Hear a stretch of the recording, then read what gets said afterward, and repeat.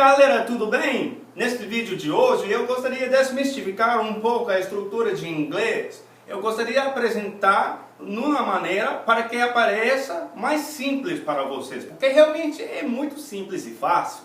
Ok, galera? Então vamos lá. A basic structure, the basic structure in English, a estrutura básica. Isso é muito simples, é uma regra simples que sempre precisa seguir. Esta regra é sujeito, verbo e a continuação na frase. Eu tenho alguns exemplos para explicá-lo para vocês. Sempre em inglês, vocês vão querer começar a afirmação ou também a negação com o sujeito. Ok? O sujeito.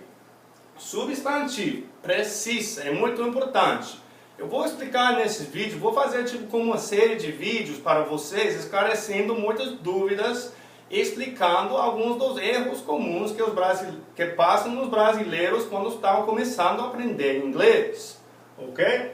Um erro comum que eu vejo muito com frequência é que gostaria de escrever, o brasileiro gostaria de escrever em inglês, é chique, is cool. Eles sempre escrevem só is cool, muitas vezes. Só que isso é errado, não dá para fazer, precisa obedecer esta regra da estrutura básica que é muito importante. Seria it is cool, ou a contração it's cool, ok? Isso é uma coisa da estrutura básica, uma regra que sempre precisa obedecer, é muito simples. E eu vou te explicar também com as 3 exceções que precisa saber, as exceções principais que precisa saber. It is late. É tarde, ok? Eu comecei com o sujeito aí, it. O sujeito pode ser qualquer coisa. Pode ser um pronome, pode ser uma pessoa, o nome próprio da pessoa. Precisa ser um substantivo antes do verbo. It is late. É tarde, it's late. Ok? Sempre obedecer esta regra aqui com o sujeito, verbo e adjetivo. Ou continuação da frase. Seja o que seja. I want a new book. O segundo exemplo aí. I want a new book. Eu, o sujeito, que é um pronome na primeira pessoa. Eu, I, sujeito. I want a new book. Neste caso, want é um verbo transitivo. Sempre precisa o objeto, o cumprimento aí. Não pode simplesmente falar I want, eu quero, como fala em português. Eu vou explicar mais isso depois. Então, I want a new book. Eu quero um novo livro. Continuação da frase. Nesse caso, objeto porque ele é um verbo transitivo. É muito importante isso. Tirar essa coisa da estrutura de português que talvez fixou na cabeça de vocês no começo da sua aprendizagem. E essa regra básica do inglês, a estrutura de inglês, tem 3 exceções importantes que é preciso entender e são fáceis e legais também. A primeira exceção, que eu vou fazer no outro vídeo, no vídeo seguinte. A primeira exceção é questions. Questions. Com as perguntas, sempre invertemos, ou seja, podemos usar o verbo primeiro, verbo principal, o verbo auxiliar, tanto faz. Eu vou dar uns exemplos disso no vídeo seguinte, explicando essa coisa da estrutura básica. Provavelmente vou usar um verbo auxiliar como do e does, para tirar as dúvidas com esse verbo também. Segunda exceção, importantíssimo, também afeta a estrutura português-like structure que fixa na cabeça da pessoa. There is, there are, there was, there were, there will be. Muitos exemplos dele. E aí a gente usa o verbo primeiro e depois o sujeito.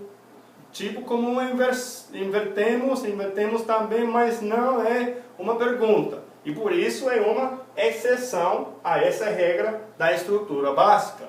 Neste vídeo eu vou falar sobre a terceira exceção, o caso imperativo, imperative case. Caso imperativo é uma forma de conjugação do verbo que é para dar uma comanda à pessoa. Por exemplo, feche a porta, close the door. Ok? Caso imperativo. E para começar, vou começar com o caso infinitivo do verbo, que é o base do verbo, caso infinitivo. Ok, galera? Então vamos lá. Então, a primeira coisa que precisamos entender para colocar tudo isso no perspectivo é o infinitivo, forma infinitiva do verbo. A forma infinitiva do verbo é muito importante, importantíssimo. Se você for lá no dicionário procurar, por exemplo, a palavra falei, falei vai aparecer, se aparecer, vai aparecer debaixo do verbo falar, porque falar é o base do verbo. Então, muitas vezes pode entender que, por exemplo, é um padrão que o que vem antes do verbo é feito o verbo que a gente entende do verbo.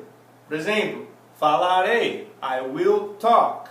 Eu falarei, I will talk. Will vem antes do verbo. Isso é um padrão, em inglês. Por exemplo, I talk. Eu falo. Entendemos que o no final falo está representando. Vocês podem falar só falo. E dá para entender quem é que está falando. Em inglês, precisamos do sujeito antes do verbo. É bem importante. Isso é estrutura, isso é uma das regras da estrutura que não pode esquecer. Então vamos lá. Infinitivo do verbo sempre tem to antes do verbo. To close, fechar. Este to antes do verbo é diferente do to, que eu vou te explicar aqui um pouco, um exemplo. Diferente do to, que é uma preposição a, ao. Tipo assim. Esse to faz parte essencial do verbo e representa o que está no final, esse padrão, representa o R. Se você tirar, por exemplo, o to, seria igual que tirar o R, close, fecha. Isso continua, to give, dar. Tira o to, seria igual que tirar o R, dar. To call, ligar. Pode pensá-lo assim. As conjugações são diferentes, mas é um exemplo, uma maneira para ajudar a lembrar.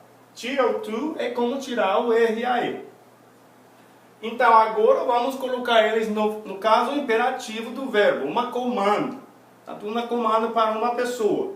Lembra que eu falei, isso é uma das exceções quando não usamos o sujeito antes do verbo. Por isso é bem importante a exceção à estrutura básica do inglês. Close the door.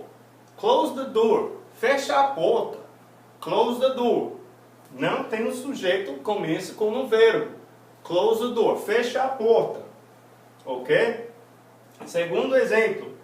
Give the remote control to Richard. Give the remote control to Richard. Dá o controle ao Ricardo. Give the remote control to Richard.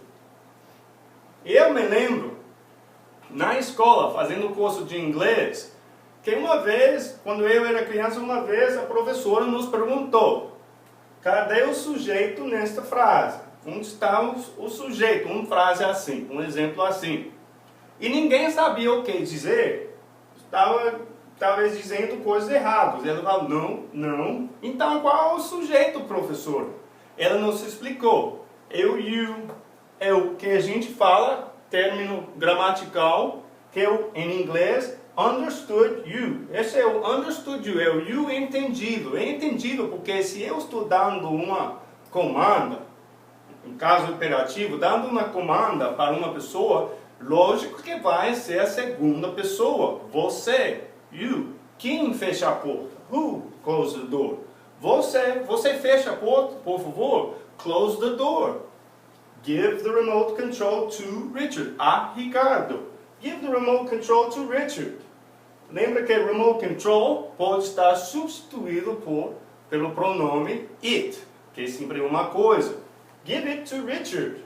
Ok? So, you entendido. É uma coisa gramatical que é muito importante. Agora está esclarecido para vocês. E o último exemplo aí. Call me after 1 o'clock. Liga para mim depois da 1 da tarde. 1 em ponto. Call me after 1 o'clock. Quem? You. Você. E o entendido. O sujeito está escondido aqui, nunca vai aparecer. Pode aparecer para ênfase, mas seria um pouco estranho. Mas isso é basicamente o que precisa saber sobre imperativo. É muito simples, fácil formular a estrutura aí. E isso é imperativo. Caso imperativo. Close the door. Give the remote control to Richard.